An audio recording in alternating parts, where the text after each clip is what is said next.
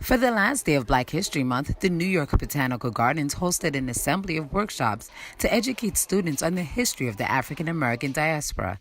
Associate Vice President for Community Relations and organizer of the event, Elizabeth Figueroa, spoke about the importance of having the program. We've been doing this for several years, and I think it's important that the children come here and learn about the culture, the food, the music, because sometimes they don't learn it at home. I work with the facilitators. We have a good relationship, and I always want them to for the kids to leave here learning something and having fun at the same time. Students were able to participate in hands-on projects by creating paintings about the civil rights and dolls which taught them about the culture and significance of the fabric worn in some parts of Africa. This little person is called a jelly griot. It's a griot, and I want the student to I want to tell them a little bit about the way we used to tell the story about our village and our people in Africa. And the jelly griot are, most of the time they are musicians. They can be drummer or they can play the kora, K-O-R-A, it's a big cello.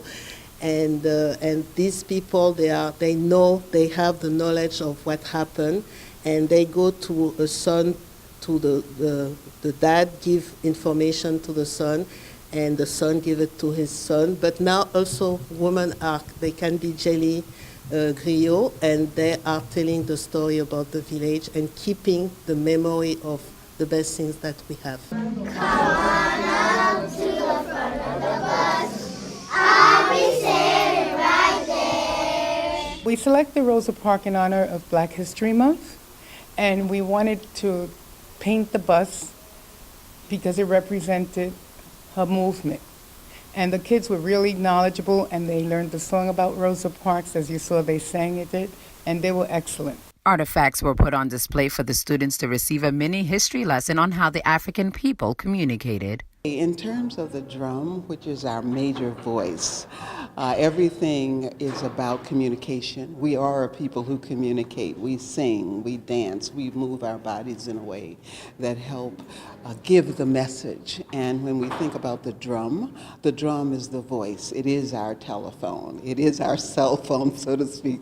It's past the cell phone. It is worldwide communication. That is how we literally survived.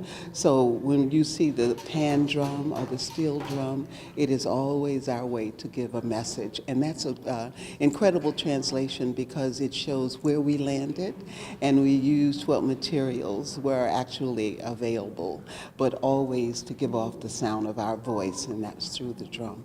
Keynote Karen Washington brought everything together by talking to the students about farming and how it was an intricate part of African American history.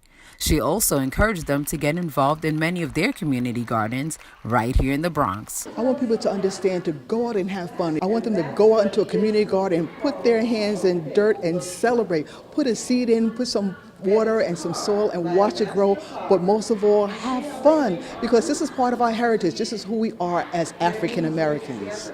The New York Botanical Gardens has events all year round, and you can find out more about them by just logging on to www.nybg.org.